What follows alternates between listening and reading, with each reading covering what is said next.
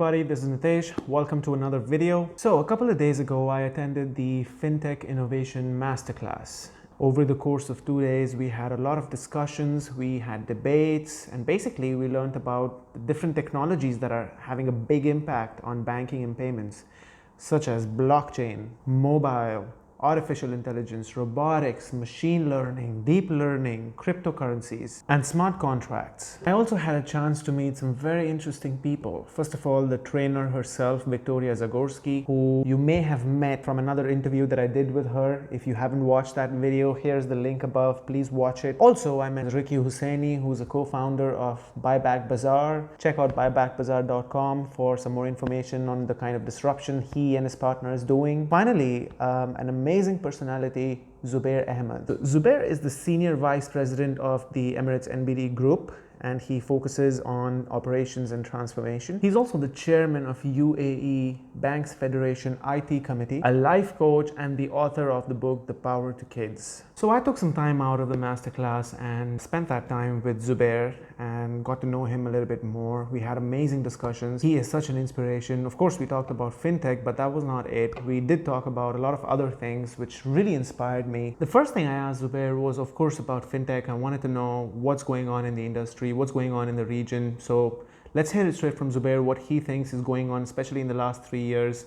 As far as UAE is concerned, Dubai and Abu Dhabi, let's find out what he has to say. So FinTech has really gained momentum in the last 3 years, both in Dubai and Abu Dhabi. A lot of incubation effort has been done, and even the Dubai government has spent a lot of time in inculcating the new startups to come here in the region and work with the bodies like DIFC and ADGM in Abu Dhabi who have created the incubation centers. And most of us from the industry also are coming forward and giving our time in terms of mentorship, direction, because fintechs come from a place where they have a really good algorithm, they have a really good idea, a link in the full chain, but they can't go scale.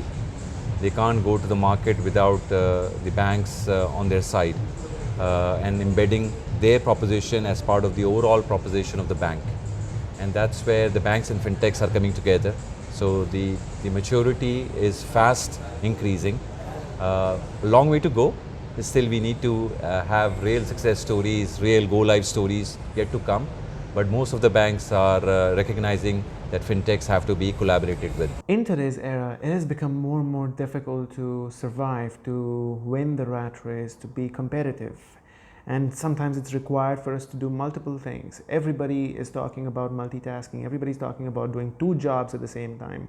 Entrepreneurs are innovating during the day and doing part-time jobs during the night. It's important to have a very strong mindset. This is exactly what I asked Zubair as my next question. What kind of mindset is really required to succeed today with so many different things happening at the same time in our life? So either you have a scarcity mindset that you have limited of everything, you have limited time, limited money, limited knowledge, and since you have it limited, you keep it to yourself, so you never have it enough. Or you have an abundant mindset where you have enough time, enough motivation, enough passion to do different things. I tend to subscribe on the right hand side. And because of that, I do find, and my life is fairly balanced in terms of work, in terms of the hobbies that I do, the family time.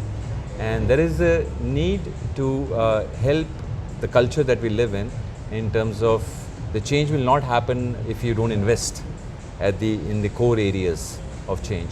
And I'm very fortunate that I'm connected to people who often connect and ask and open up. And whatever you know, you learn, you share. And I learn the most in those exchanges. But yeah, timing has never been the issue. You always, if you're motivated, you will find time. So now the rest of the discussion that I had with Zubair focused on kids, focused on millennials, focused on youngsters, because they're the superpower of tomorrow. So in the next phase, we talked about what is it that the kids need to be prepared for, what kind of mindset do they need to have, and how do parents guide their kids to become the next superpower. Let's hear what Zubair has to say. And what is your advice to youngsters of today, the ones who are studying in school, the ones who are in their college, and they're sick and tired of doing the traditional way of looking at careers? What is your advice to such people? So I think, see, all the change, you only live once. and and the control that you have on anything outside is non-existent. The only thing that you control is your own circle of influence, which is you yourself, your body, mind and soul.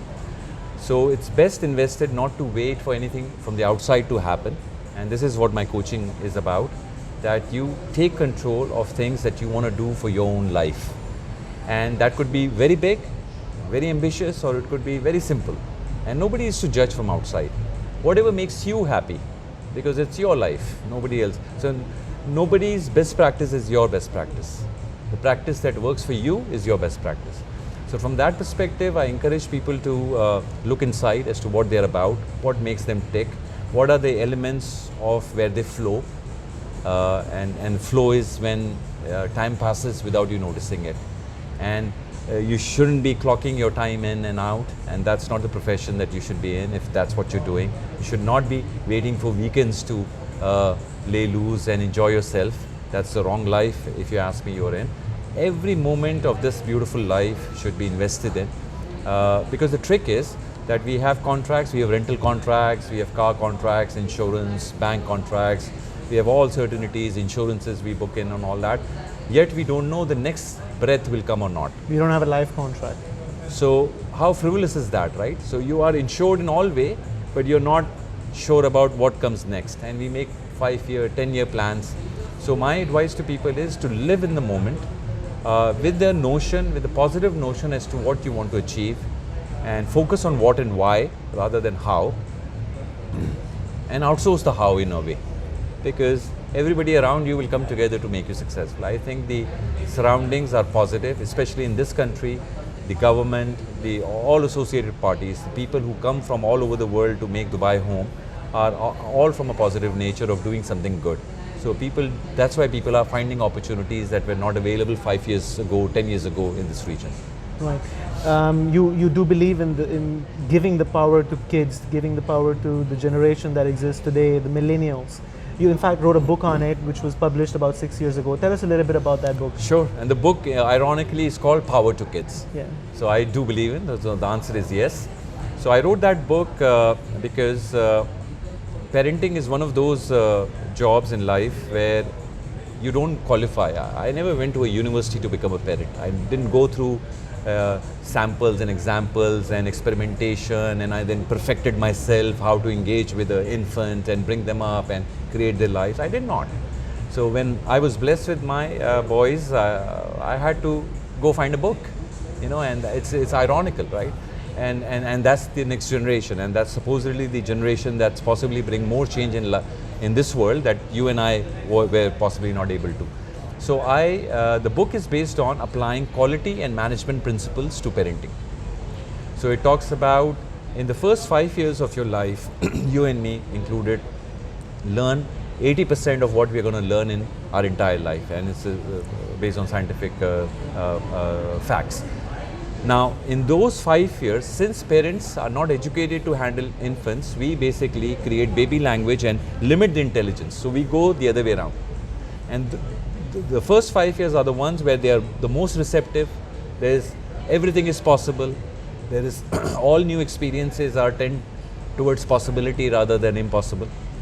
But then we, in a way, not knowingly, unknowingly, inculcate the fears, the precautions, in kindness to them.